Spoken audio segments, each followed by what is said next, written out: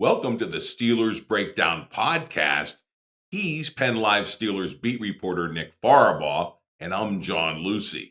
And this is a special Thursday edition of the podcast coming to you from the NFL Combine, where Nick is stationed and picking up on all the rumors, the black and gold rumors that as the Steelers, Omar Khan and Mike Tomlin kicked the tires on all that assembled talent.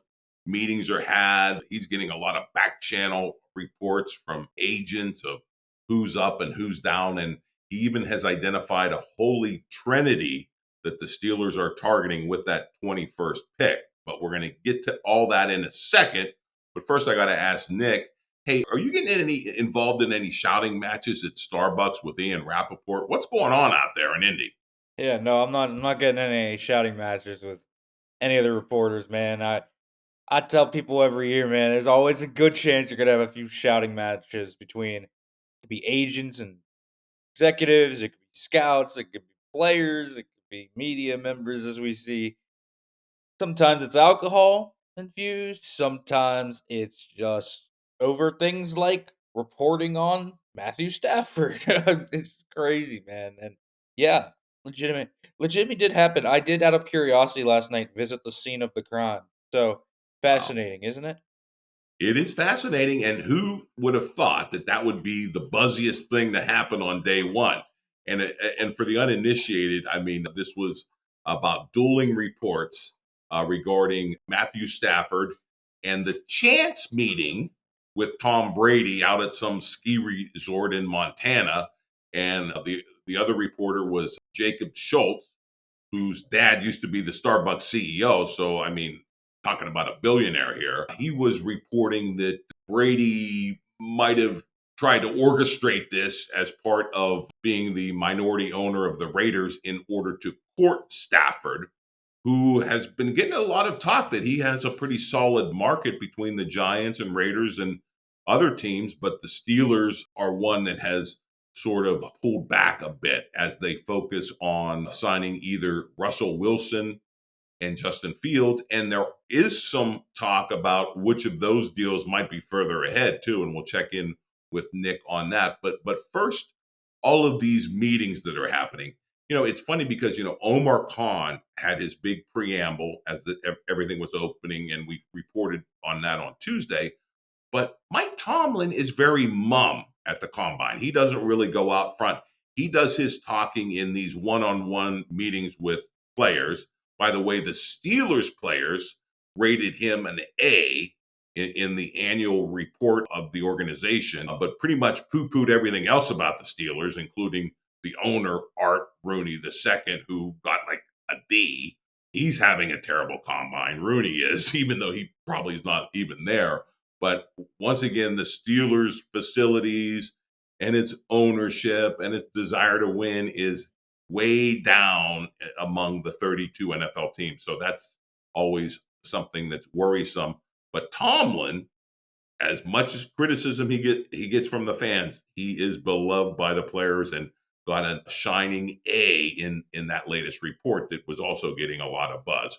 But let's go to the would-be players that could be coming in 2025 and the three top prospects you think the Steelers have their eye on.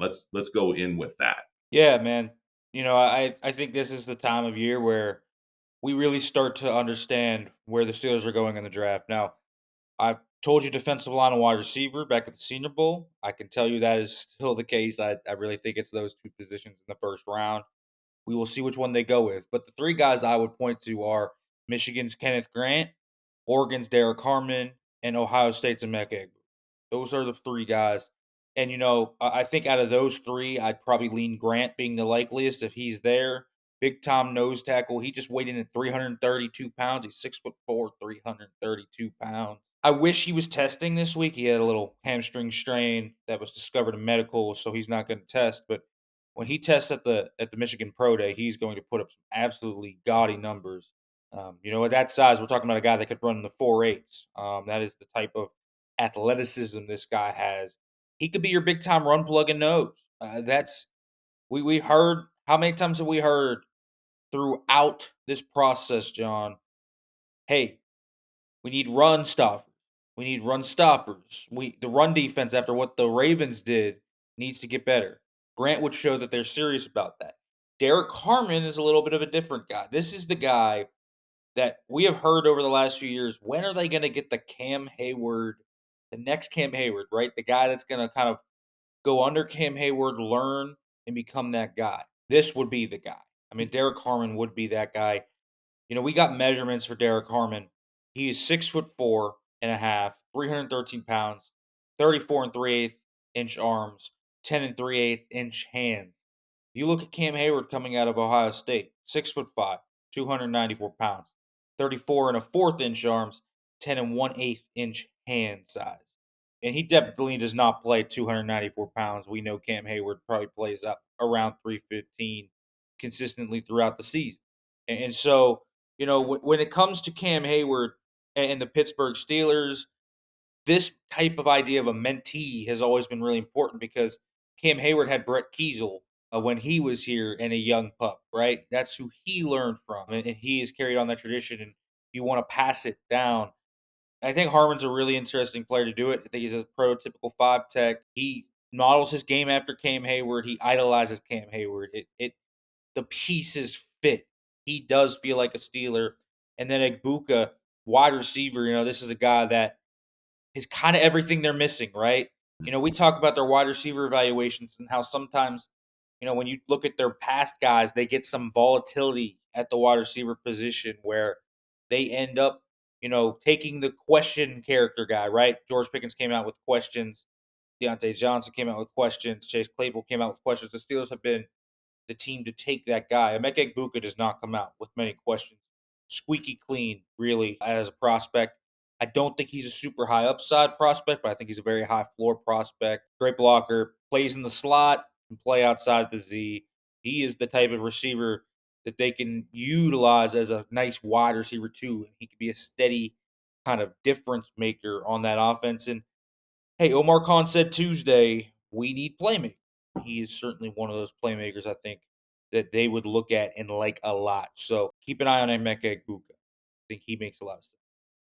And the other thing that Omar Khan said when looking at the receiver class in this draft, that there was a big fall off after, maybe the top tier guys.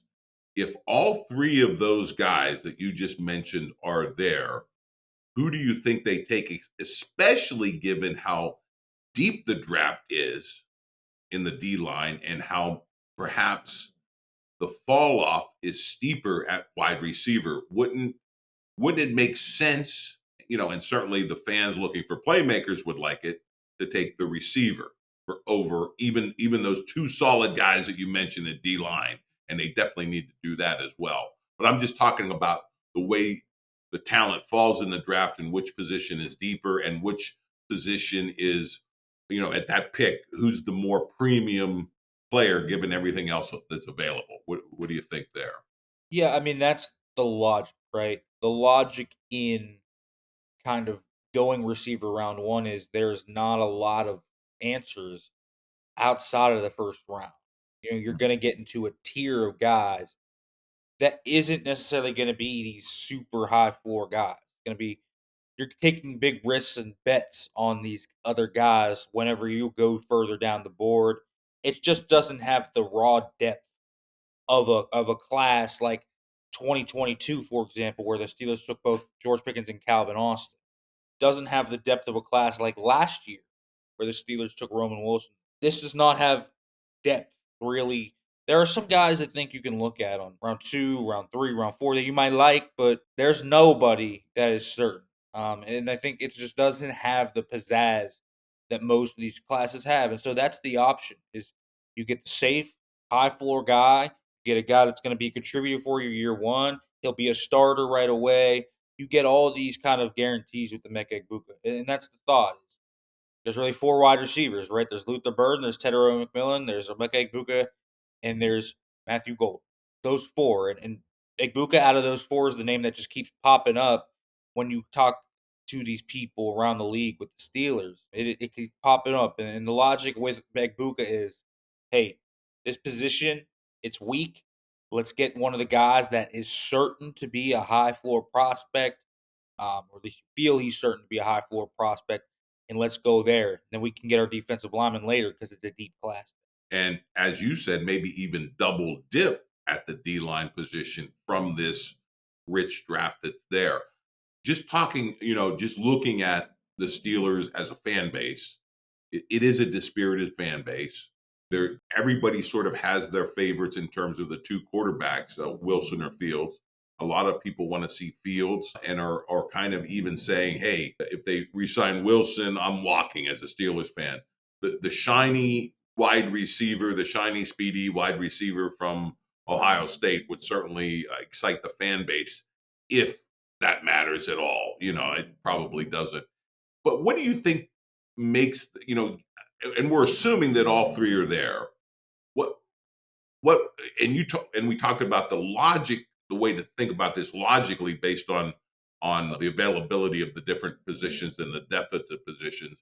But how will Khan and Tomlin view this? Will it be the player they fall in love with? Will it be, and everybody talks about how they keep doubling down on defense, defense, defense, defense, the most high paid payroll on defense for 4 seasons running and not getting the results. What's going to be the deciding factor for them? Again, assuming all three are there. We don't know how the draft board's going to fall, but let's just, for sake of argument, say they're all three there. I mean, there's a lot of different variables, right? Testing numbers, um, and not just testing numbers, but testing, it's character, it's where they kind of view the pockets of value, even though it's deep. At defensive line, do they specifically want a certain type of defensive lineman? That's important. I think it's really just going to come down to BPA out of those. It's going to come down though to who they view as overall the best player.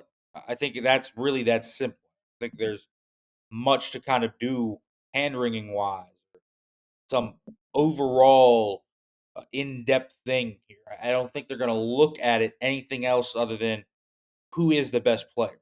I think at wide receiver, we've talked about this a little bit. I still do believe they are going to try and go rather deep into the free agency class, into the trade targets, and try and get someone from that crop. I do. Mhm. We've talked about that. So they are gonna have at least a receiver added. By doing that, they've at least addressed the immediate need in that room. But they also have future needs in that room, right? George Pickens last year of his deal. They just need talent in that wide receiver room. So that is the consideration on top of it. Where are they at there? Where are they at defensive line? Did they sign a defensive lineman, right? Is if defensive line is not a pressing enough need because they signed somebody like Milton Williams, then maybe you kind of swing the pendulum back to wide receiver. But I think it's going to be BPA. And the Steelers, I think, from everything I've been hearing, they view this D tackle class very similarly to how they viewed the offensive tackle class last in that it was just so good, so deep for that class that there were guys that were going to fall to them at 21 that usually wouldn't fall to them. Mm. Right? Troy Fautanu last year was a surprise pick of 20 because no one thought he was going to fall to them. This year, you have guys like Grant that probably wouldn't usually fall to you that may. And so that is kind of the considerations here. And so I just think it's going to be BPA, one of those two positions, and we'll see. I don't think they're going to lock themselves into one position. Interesting. Yeah, that is going to be interesting to see how this draft board falls and then what does swing that ultimate decision. Why offensive playmaker sorely needed, wide receiver. And that, again, that was a big deficiency that Khan got roasted over in 2024. He left the Steelers short of talent in that room. Oh, and speaking of Roman Wilson, there was a report out today talking about, in addition to the different injuries that he had, that he never really learned the offense. That he, to play at game speed, he was never there. To me, that's concerning too, because again, he was a third round pick. He had his injury bugs. He got injured the first day in practice in pads. But, usually they like to see those receivers contribute in the latter half of the season, and that never happened for Wilson. And now we're hearing that maybe one of the reasons was he just never learned the offense. Anything you can weigh in on that? Yeah, I mean, I think by that they just mean that he didn't rep it enough. I Mm, think the Steelers above everything, and really it's Mike Tomlin above anyone else, values the repetitions for these rookies more than maybe any coach in the NFL. I mm, mean, he really does. The fact that Roman Wilson missed nearly all of training camp, he came back, worked for 6 weeks, finally got to play, and then got hurt again. Means he got maybe between OTAs and the season 6 or 7 weeks of reps. It's just not a lot for a third round rookie. And, they had veterans that they trusted more. I think it's that simple. I don't think it's necessarily that he didn't know the playbook, it's that he didn't prove to the Steelers enough that he was ready to go out there because he wasn't out there. Like, that is the thing. This is talking about readiness. This is talking about durability. Everything about it for the Steelers kind of comes back to that. And so to me, I look at Roman Wilson and it's not, I haven't heard him not knowing the playbook in terms of does he know his plays? Does he know where to line up? I think he knows that, but he also has to demonstrate a readiness, a readiness to go out there and give them critical reps if needed. And he just wasn't out on the practice field to do it. And so that's really where I think that comes from. So there just wasn't a lot of confidence in him because he wasn't out there to prove it. yeah, and that makes me feel a little bit better that it was more of the fact that he just didn't have enough reps to sort of where Tomlin is comfortable that he's going to know exactly what to do at the game speed. So that it should not, barring any more injuries with him and his availability in practice, it's not something that should hamper him going into his sophomore season, which is good to hear. Speaking of hearing and rumors, I know they're swirling. I'm watching social media. One of the things that I'm hearing, and I want you to fact check us here, is that we knew based on what Khan said, on Tuesday, that the negotiations with Fields and Wilson are ongoing. They want to sign one of those two. That is their priority. The latest rumor is that the talks with Wilson are much further along than with Fields, and that while there's no pen to paper, obviously, that it's seeming that the train on those tracks is picking up speed and heading for the 412 area code at a rapid clip. What say you on that? So it's interesting when you look at Russell Wilson, Justin Fields in that situation.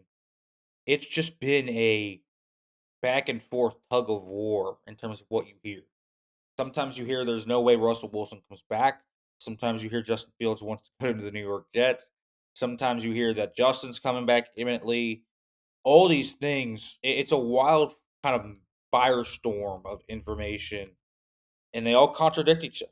And that means when I am looking at stuff like this, who sits in what camp, et cetera, et cetera. Because I've told you one thing I'm very for certain of, John, is that this organization absolutely has a Justin Fields section and a Russell Wilson section. They are not united behind one guy. Some guys want one player, some others want another, and so that complicates these a lot. Here's what I will say: Steelers have met with Russell Wilson's representation in Indiana. That is true. I do not believe Justin Fields' representatives are in Indiana. So that throws it. Now, I don't know if Justin Fields' representatives are going to come to Indianapolis later this week. We will see. It's possible that they'll meet later this week.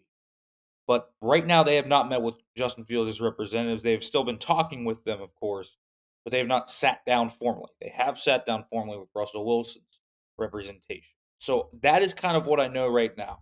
Okay. And so the win, that's probably why I think this morning there has been a little bit of wins out there that seems like Russell Wilson's going to be the one coming back. And I'll tell you this about, kind of where I would view the sector.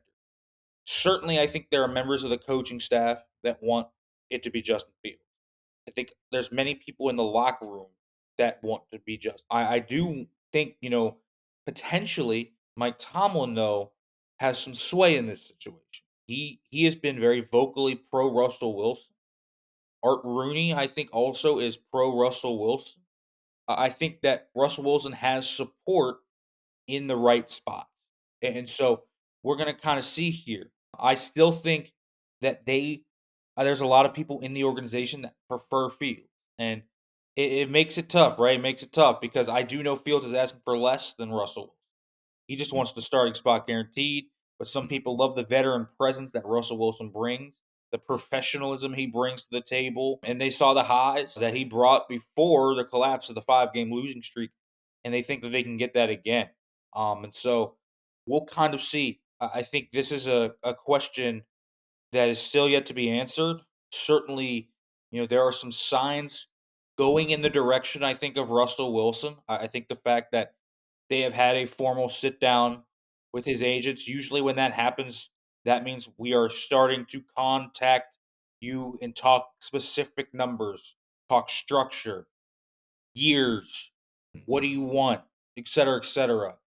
So that is important. But again, we will see kind of if there's similar things happening with Justin Fields because both of these conduits have been open communication for about 2 or 3 weeks now, just talking back and forth about this stuff. It's ramped up this week, though, certainly with the sit down with Russell Wilson. And he's not the only representation. Says have sat down this week with Jerry Dulac at the Pittsburgh Post Gazette report. They sat down with Najee Harris's representation as well earlier, I believe, yesterday. So Steelers are going to sit down with some of these players as reps and kind of see where they're at. I will also say this: just because they're sitting down with representation does not mean a re-signing is imminent. There have been guys in the past that have had their reps sit down with the Steelers and they have walked in free agency. Cam Sutton, when he was in his second go around in free agency and went to Detroit, his reps met with Omar Khan in the Steelers front office that time around, and he obviously ended up going to the Detroit Lions. So does not guarantee that they will be back, but it's something to know. No, that is good to know. I wasn't surprised to hear the report about Najee Harris sitting down and talking with the Steelers. But as per Jerry Dulac, not only was that one of the reports, but that the fact that Mike Tomlin would like to ink a deal. I was kind of surprised at that, especially given Omar Khan's comments about how running back rich this draft is, and our discussion last week about the Arthur Smith offense and how it needs a home run hitter at the running back position. You know what I mean? I just think that would be all wrong. And again, we're picking players that aren't going to fit into the offense. I just don't get that. What do you make of that report from Dulac? Not only are they talking with Harris, that Tomlin is amenable to a deal, and I even think they bandied about some numbers in that report. He said that Najee Harris is going to command somewhere between 7 to 10 million, which makes a ton of sense. It's what I've heard as well. I have not heard those numbers put on the table by the Pittsburgh. So listen, the Steelers declined a fifth-year option that would have been worth 6.79 million. They did. So any deal the Steelers offer is going to come in at around that number. That's just logic. It's also what I've heard. They're not going to pay him 9 million. Mm, It's not happening. mm, And so I think Mike Tomlin really likes Najee Harris, and that is something that he'll push for. I don't think it means he's necessarily coming back, but they are there to discuss numbers. They are not going to completely shut the door closed on that. When you look at this and you say, okay, how can we kind of move forward with Najee Harris? You either have to talk to your offensive coordinator and say, hey, we got to switch up the scheme if he comes back because we're going to be putting a significant investment in this position, or you can't, you got to let him walk because it's just not going to work. You can't find, fit that square peg into a round hole. It doesn't work. And so they're either going to have to change the scheme or whatever. But either way, I very much doubt we see him signed before the new league year, which is March 12th. I do think we're going to see Najee Harris test the open market and see what he can get. I know there are some teams already that have kind of been poking around and that they will be interested in Najee Harris. And so he'll have offers. It's just going to be, are the offers, 3 years? and only 6 a year where the Steelers are in play, or is he going to get an 8 to 9 to 10 per year annual value offer that he will jump at? We'll see. But he does have support. I personally, and this is just my thoughts on it, I don't understand it because again, he doesn't fit the offense. It's a great running back draft class. Jalen Warren's a good running back too. I don't really understand it when you have so many other needs that you can spend money on. That 9 million per year could go to a cornerback. It could go to another complimentary wide receiver. Hey, if you wanted to sign a position that people necessarily weren't expecting you to sign, why not spend it on a guard, right? Guard is an interesting option to actually upgrade because say Amala's in the last year of his deal, James Daniels is walking, Mason McCormick's good, but hey, you can never have enough good offensive linemen, and you don't have any significant money pouring into that position in the future. So if you're gonna spend money at a surprise position, the offensive line would be one that I would look at, not running. I'm with you there. I don't get it. I was much more encouraged by Khan when he sounded like he was ready to turn the page on Najee and dive into this running back class. I hope that's what happens. And like you said, I hope Najee, wish him well. I hope he tests the market and finds the money he wants and the opportunity he wants. I just don't think that's with the Steelers. Speaking of big news, this doesn't really impact the Steelers, but man, that Abdul Carter news with the stress fracture on the foot and the possibility of surgery. We're talking about one of the top players in this draft, a Penn State product, um, uh, the number 11 legacy out of Penn State. Uh,